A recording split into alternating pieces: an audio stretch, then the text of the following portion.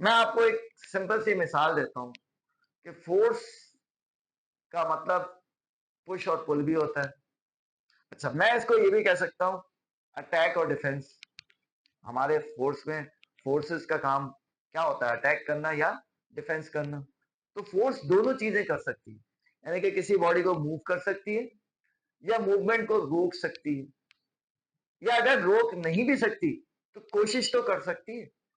मिसाल के तौर पर अगर एक गाड़ी जा रही है सड़क पे स्पीड में, तो आप उसको हाथ से रोक नहीं सकते, जाहिर सी बात है। लेकिन फोर्स का मतलब है कि वो कोशिश कामयाब भी हो सकती है और नाकाम भी हो सकती है। तो सबसे पहले फोर्स की डेफिनेशन क्या हो जाएगी?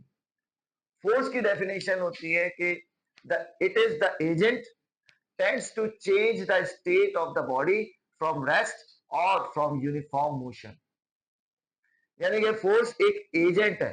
एजेंट का मतलब यानी कि कोई भी जिसे हम कहते हैं एक्शन, सही है, जिसकी वजह से या तो कोई रुकी हुई बॉडी चल सकती है या चलती हुई बॉडी रुक सकती है, या अगर कोई बॉडी यूनिफॉर्म मोशन में जा रही है, यूनिफॉर्म मोशन में जा रही है, यूनिफॉर्म स्पीड से जा रही है, यूनिफॉर्म वेलोसिटी से जा रही है, तो उसकी वेलोसिटी को चेंज कर सकती है।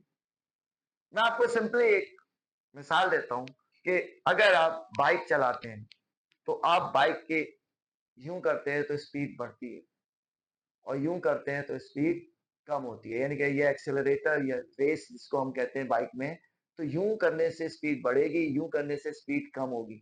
तो दोनों सूरतों में आप क्या कर रहे हैं? फोर्स को इंक्रीज कर रहे हैं या फोर्स को डिक्रीज कर रहे हैं, मतलब रोक रहे हैं, सही है, रोकने की कोशिश कर रहे हैं, अपोजिट फोर्स लगा रहे हैं।